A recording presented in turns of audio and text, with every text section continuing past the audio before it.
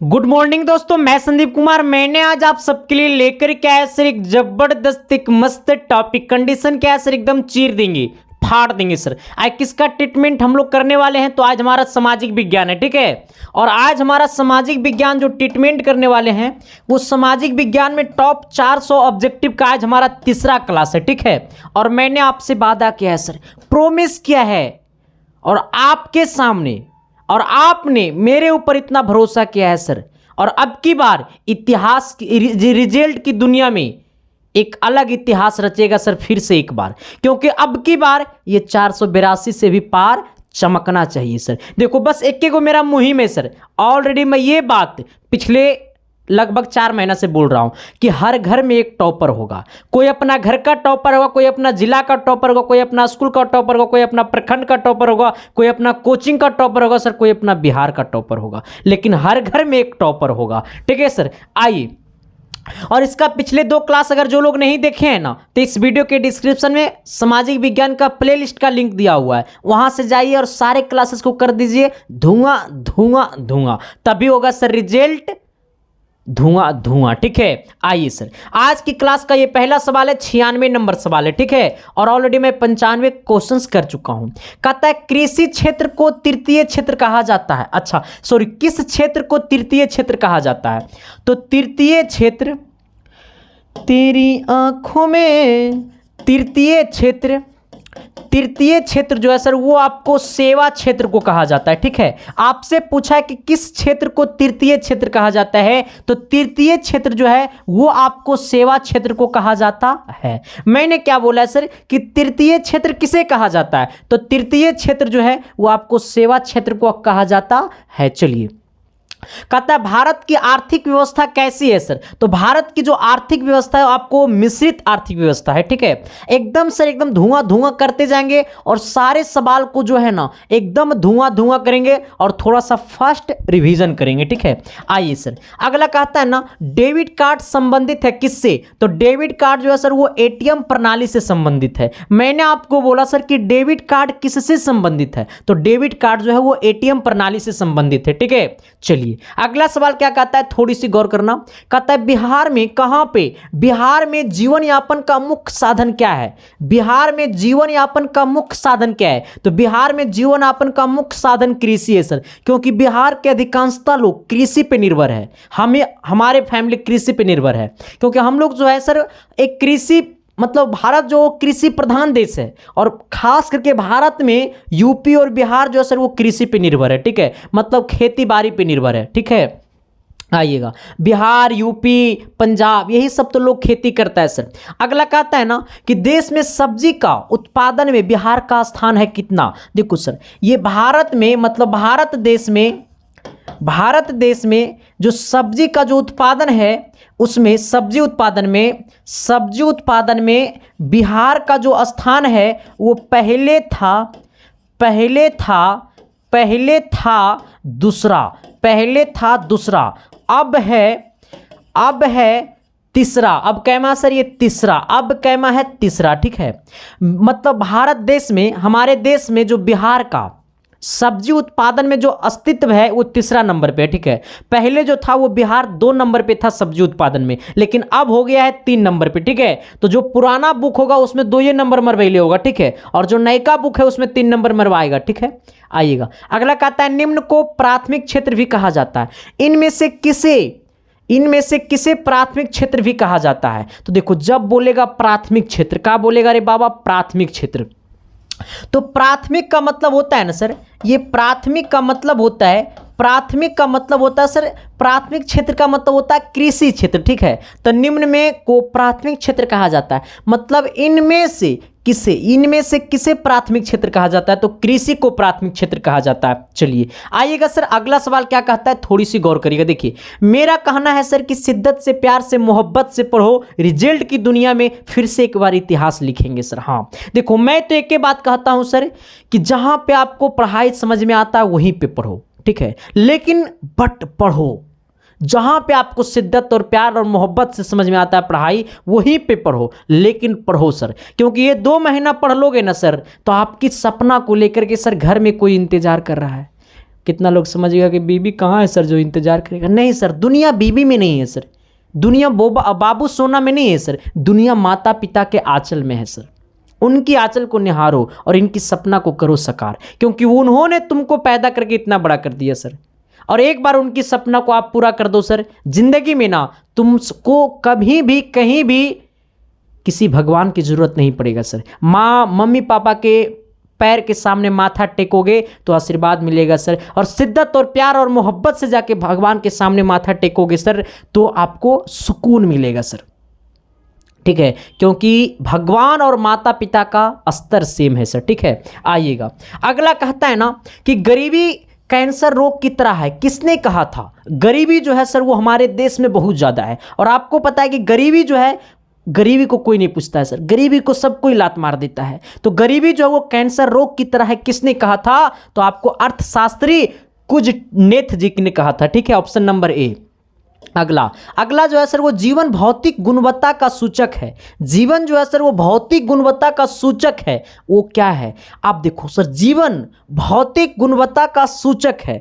जीवन जो है सर वो भौतिक गुणवत्ता का सूचक है, मतलब जीवन प्रत्याशा है, प्रत्याशा है, शिशु मृत्यु दर है, मौलिक साक्षरता है, ये सभी है ना। जीवन की भौतिक गुणवत्ता की सूचक है, तो ये तीनों सूचक है। ठीक है, मैंने क्या बोला सर कि जीवन की भौतिक गुणवत्ता का सूचक है, तो ये तीनों है। ठीक है, आइएगा, मतलब ये सभी। कहता है बिहार एक राज्य है।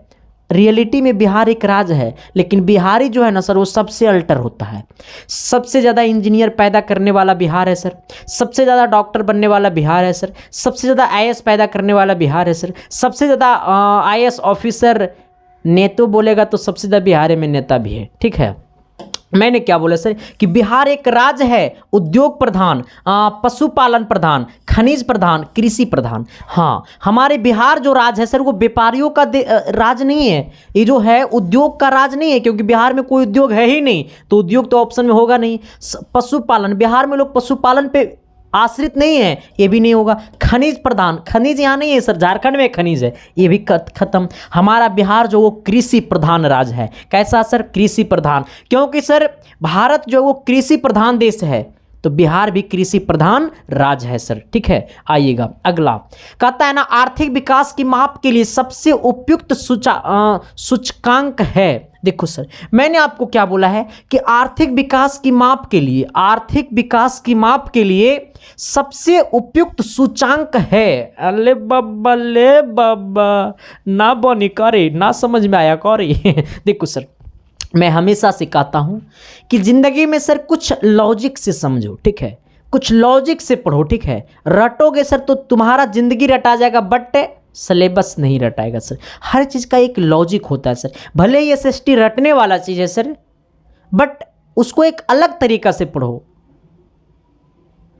मैथ और साइंस को रटना छोड़ देना, एसएसटी को रटते भी हो तो कुछ अलग तरीका से रटो सर, क्योंकि मैथ और साइंस को रटने की कोशिश करोगे तो तुम्हारा जिंदगी रटा जाएगा, बट मैथ और साइंस नहीं रटाएगा। ठीक है, बट एसएसटी की जहां तक बात है सर, तो सोशल साइंस को रटो, बट एक अलग लॉजिक की तरह। ठीक है, आइए, कहता है आर्थिक विकास की माप के लिए सबसे उपयुक्त सूचांक क्या है?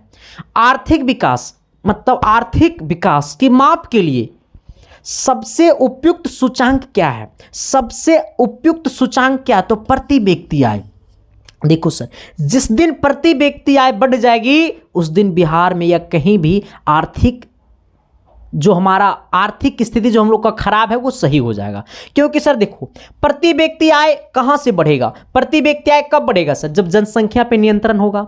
और जब तक जनसंख्या पे नियंत्रण नहीं होगा सर, तब तक प्रति व्यक्ति आय बढ़ेगा नहीं। पैदा करे के 4 गो, पैदा करेगा 10 गो। और नेता मंत्री जो सबको बताता है सर कि हम 2 हमारे 2 और उनका 4, हम 2 हमारे 2 करे हैं, माने उनका 4 होगा तो कोई दिक्कत नहीं है सर, क्योंकि वो नेता मंत्री है, बच्चा को अच्छा से खिला लेगा। और हमारे अगर 3 गो हो गया तो सर तो उनको घर में दिक्कत होता है। ठीक है, तो हम 2 हमारे 2, ये रियलिटी ठीक है सर। लेकिन जो हम 2 हमारे 2 जो लोग सिखाते हैं अभी के डेट में, उनके घर में देखो 5-5 गो है। ठीक है सर, आई मीन्स मैं आपको बात करूंगा सर, ये तो पहले था। अब के जैसे सर ये 2000, अब सोच लो कि अभी के डेट में सर, पहले तो हम 2 हमारे 5, 8, 10 होता था, इससे कोई दिक्कत नहीं था। लेकिन अब जो कुछ नए जो युवा है, मतलब नए जो युवा है, वो कहेगा हम 2 हमारे 2, लेकिन उनका 3-3 गो है। हाँ, हम दो हमारे दो और दोनों का 3-3 गो है हम समझ गया होगा।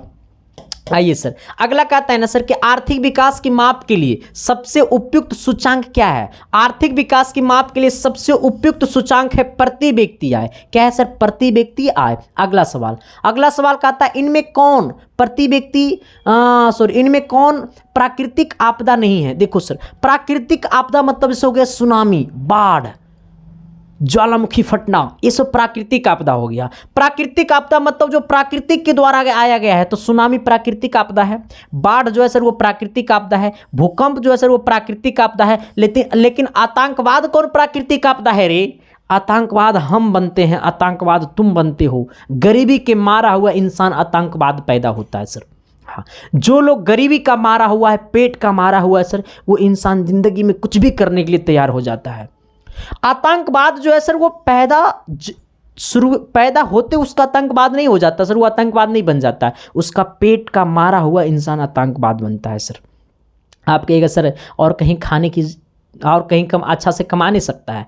आपको पता है खास करके बिहारी अच्छा से कमाना नहीं जानता है सर। हाँ, बिहारी जो है ना सर, हम लोग जो है ना सर, बिहार में खैर एक बड़ा पैदों ले गंद के हम करोड़पति बनेंगे, मेहनत नहीं करेगा, कहेगा लाओ तलवार, लाओ हथियार, काट देगा, सोचेगा डायरेक्ट ही ककरा छेप दे। आज के डेट में बिहार नहीं सर, हर जगह की बात है, क्योंकि अब बेरोजगारी हर जगह बढ़ने लगा है। ठीक है, अब क्या होता है ना सर कि मेरा दिमाग में सोचा था कि रे मेरे साथ पढ़ता था वो बहुत आगे निकल गया, रे ओकरा पीछे कर, वो इससे पीछे ना हो तो अगर गोड़बा को टक काट दो, और वो हमारा गोड़ काट लिया, अब उसको ऊपर हम FIR दर्ज कर दिए। अब उसका दिमाग में एक को सोचेगा कि अब तो हम क्राइम आदमी बन गए। वही क्राइम क्या बनता है सर? आतंकवाद बनता है। ठीक है, आइए अब मैंने क्या आतंकवाद आपदा कौन नहीं है सर? तो आपका आतंकवाद नहीं है, आतंकवाद हम और तुम हो। ठीक है, कहता है भोपाल गैस त्रासदी किस प्रकार की आपदा थी?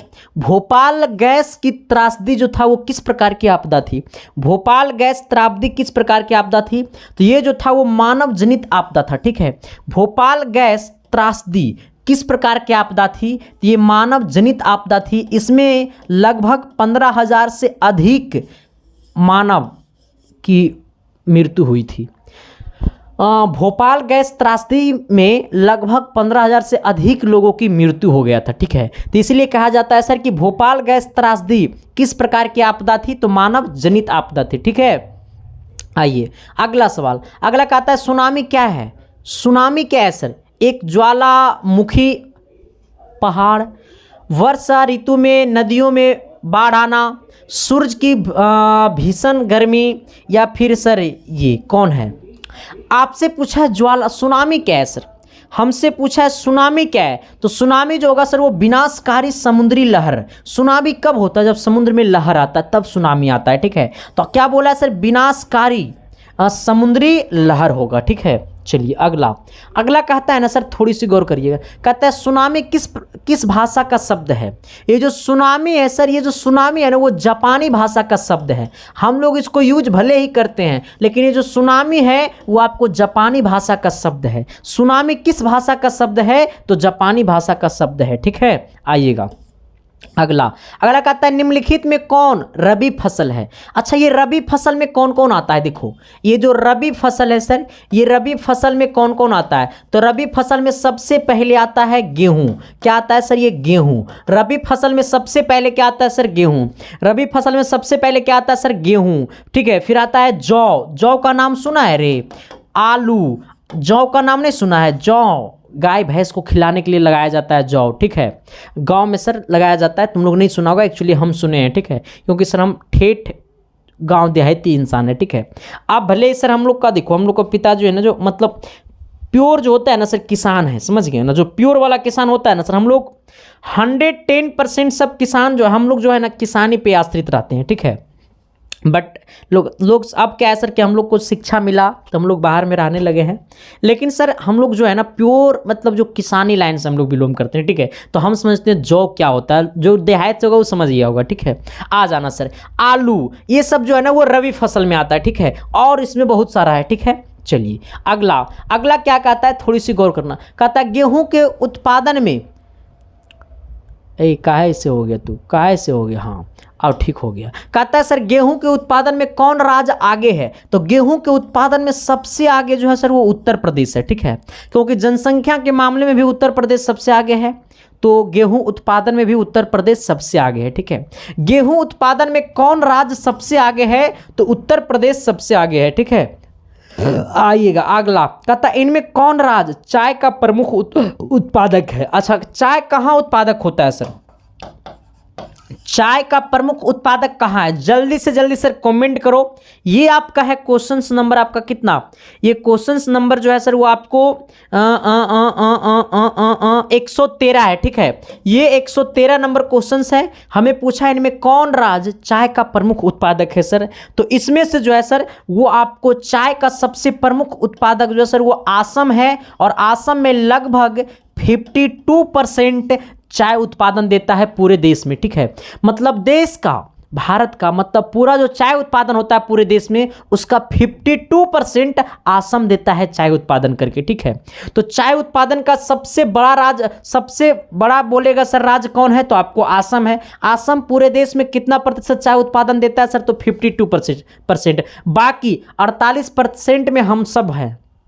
आइएगा, कहता है मूंगफली का सबसे बड़ा उत्पादक राज्य कौन है? मूंगफली का सबसे बड़ा उत्पादक राज्य, मैं आपसे पूछा है सर ये मूंगफली का सबसे बड़ा उत्पादक राज्य कौन है सर? ये आपको भी ऑप्शन इसका पता चल गया होगा। सबसे पहले अगर बोला जाए सर तो मूंगफली का सबसे बड़ा उत्पादक राज्य, तो सबसे बड़ा उत्पादक राज्य मूंगफली का गुजरात होता है, ठीक है, गुजरात होता है। इसके बाद राजस्थान होता है। इसके बाद क्या होता है सर? राजस्थान होता है, ठीक है, राजस्थान होता है। इसके बाद महाराष्ट्र होता है, ठीक है, नहीं तमिलनाडु होता है सर, तमिलनाडु, ठीक है, तमिलनाडु होता है, ठीक है।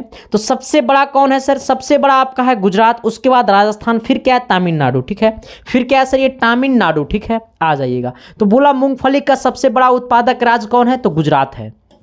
अगला, कहता है रबी की खेती भारत के किस राज्य में की जाती है? रबी फसल की खेती, ये सॉरी रबर की खेती भाई, सॉरी, ये रबर की खेती भारत के किस राज्य में की जाती है सर? तो रबर की जो खेती है वो भारत के किस राज्य में की जाती है? तो केरल में की जाती है। कहाँ की जाती है? तो केरल में की जाती है।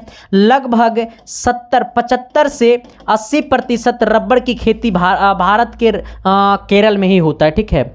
75 से 80% जो खेती होता है रबर का वो कहाँ होता है? केरल में होता है। तो केरल में क्या चीज की खेती किया जाता है सर? ये रबर का खेती किया जाता है। लगभग 75 से 80% खेती जो होता है पूरे देश में 75 से 80% जो होता है रबर उत्पादन वो केरल में ही होता है पूरे देश का, ठीक है। आ जाइएगा, अगला कहता है इनमें कौन निर्वाहन कृषि उपज नहीं है? इनमें कौन निर्वाहन कृषि उपज नहीं है सर? इनमें कौन निर्वाहन कृषि उपज नहीं है? हमें बोला है निर्वाहन कृषि उपज नहीं है, हमें बोला निर्वाहन कृषि उपज नहीं है, तो ये आपको क्या है सर? ये ऑप्शन नंबर सी। चलिए अगला क्या कहता है? थोड़ी सी गौर कीजिएगा, हम लोग थोड़ी सी फर्स्ट आगे बढ़ेंगे, ठीक है। कहता है मूंगफली का सबसे अधिक उत्पादन राज्य कहाँ है? तो केरल में, सॉरी गुजरात में सर, एक्चुअली मैं पढ़ा चुका हूं, ठीक है। आ जाओ अगला क्या कहता है सर? थोड़ी सी गौर करना। कहता है कपास उत्पादन के लिए प्रयुक्त मिट्टी कौन सी होती है? कपास का मिट्टी कहाँ, कपास किस में खेती होता है, किस मिट्टी में होता है? कपास का खेती जो होता है सर वो एक्चुअली आपका काली मिट्टी में होता है। किस में होता है? ये काली मिट्टी में होता है। किस में होता है? काली मिट्टी में होता है, ठीक है। कपास की खेती जो होता है वो काली मिट्टी में होता है। और कपास सबसे ज्यादा कहाँ होता है सर? तो ये आपको महाराष्ट्र में होता है। कहाँ होता है? महाराष्ट्र में होता है, ठीक है। कहाँ होता है? महाराष्ट्र में होता है, ठीक है। कपास की खेती किस मिट्टी में होता है? काली मिट्टी में। सबसे ज्यादा कहाँ होता है? तो महाराष्ट्र में होता है, ठीक है। चलिए अगला कहता है भारत में किस प्रकार की कार्य की प्रधानता है? भारत में किस प्रकार की कार्य की प्रधानता है सर? तो थोड़ी सी कमेंट बॉक्स में कमेंट कर दीजिएगा। ये थोड़ी सी सर आपके लिए है। अगर पूछा भारत में किस प्रकार की कार्य की प्रधानता है तो आपको जीवन निर्वाहन कृषि पे है, ठीक है। जीवन निर्वाहन कृषि। भारत में किस प्रकार की कार्य की प्रधानता है? तो जीवन निर्वाहन कृषि, जीवन निर्वाहन कृषि। अरे तुम सुतलो रहता है ना, तो सुतलको में मेरा वीडियो देखते रहो, ऐसे याद हो जाएगा ऑब्जेक्टिव।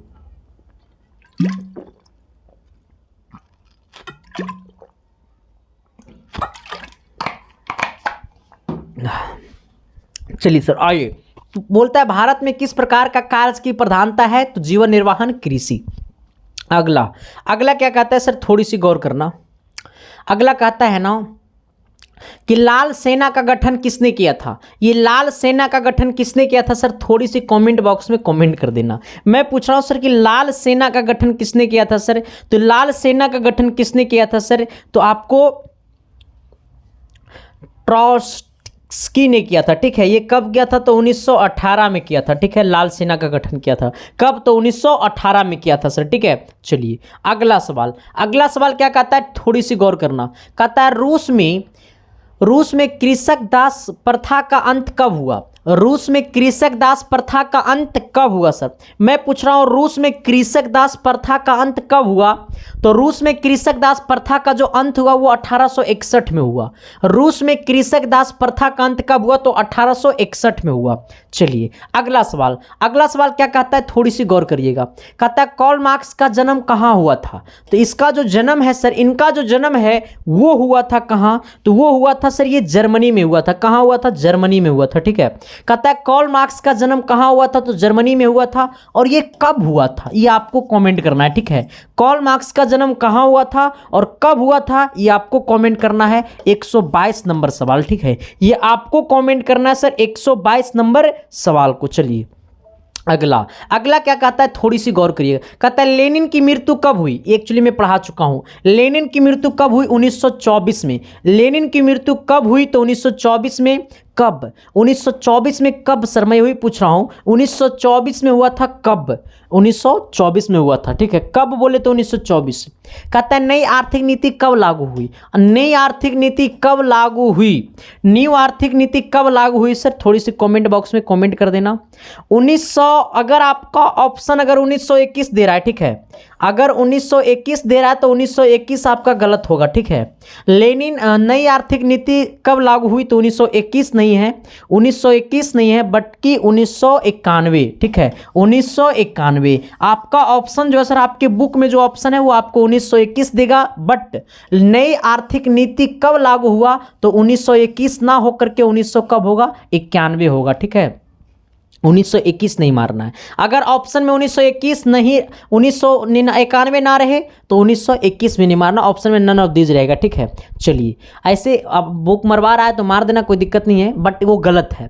कहता है मजदूर दिवस कब मनाया जाता है, मजदूर दिवस 1 मई को मनाया जाता है। ठीक है, चलिए कहता है 1917 की पहली रूसी क्रांति किस नाम से जाना जाता है। 1917 की पहली रूसी क्रांति, 1917 की जो पहली रूसी क्रांति है सर, वो आपको अक्टूबर की क्रांति के नाम से जाना जाता है। 1917 की पहली रूसी क्रांति किस नाम से जाना जाता है, तो 1917 के पहली रूसी क्रांति जो है सर वो आपको अक्टूबर क्रांति के नाम से जाना जाता है। 1917 की पहली रूसी क्रांति जो वो अक्टूबर क्रांति के नाम से जाना जाता है। चलिए अगला अगला कहता है ना सर कि समाजवाद शब्द का प्रयोग पहली बार किस वर्ष किया गया है। हमारा समाजवाद, कौन वाद, ये समाजवाद शब्द का जो प्रयोग है सर वो पहली बार किस वर्ष किया गया है, तो समाजवाद शब्द का प्रयोग पहली बार किस वर्ष किया गया है, थोड़ी सी कमेंट बॉक्स में कमेंट कर देना सर। मैं आपसे पूछ रहा हूँ समाजवाद शब्द का प्रयोग पहली बार किस वर्ष किया गया है, किस वर्ष किया गया है, तो ये आपको बुक में मराएगा 1827। ठीक है, 1827 मराएगा आपको बुक में। ठीक है, बट ये आपको मॉडल पेपर में 1827 मराएगा। ठीक है, बट ये 1827 ना होकर के ये 1832 होगा। ठीक है, कब होगा, 1832 होगा। अगर आपके ऑप्शन में 1832 रहेगा तो 1832 मारना, ना कि ऑप्शन में 1827 मारना। ठीक है, क्योंकि सर ऑब्जेक्टिव में बहुत सारे क्वेश्चन जो आपको इधर उधर हुआ है। ठीक है, कहता है संघ सरकार का उदाहरण है, ये संघ सरकार का उदाहरण है क्या, चीन, अमेरिका, चीन, ब्रिटिश, कोई नहीं बोलेगा। संघ सरकार का उदाहरण है तो आपको अमेरिका होगा। ठीक है, संघ सरकार का उदाहरण है तो क्या होगा, अमेरिका होगा। संघ सरकार का उदाहरण है तो क्या होगा, अमेरिका होगा सर। ठीक है, क्या होगा, अमेरिका होगा। ठीक है, इस बात को हमको जानना है और समझना है और शिद्दत और प्यार और मोहब्बत से इसको आंसर करना है। ठीक है, चलिए अगला कहता है भारत में संविधान सभा का गठन कब हुआ था। भारत में संविधान सभा का गठन कब हुआ था, 1946 में। भारत में संविधान सभा का गठन कब हुआ था, 1946 में।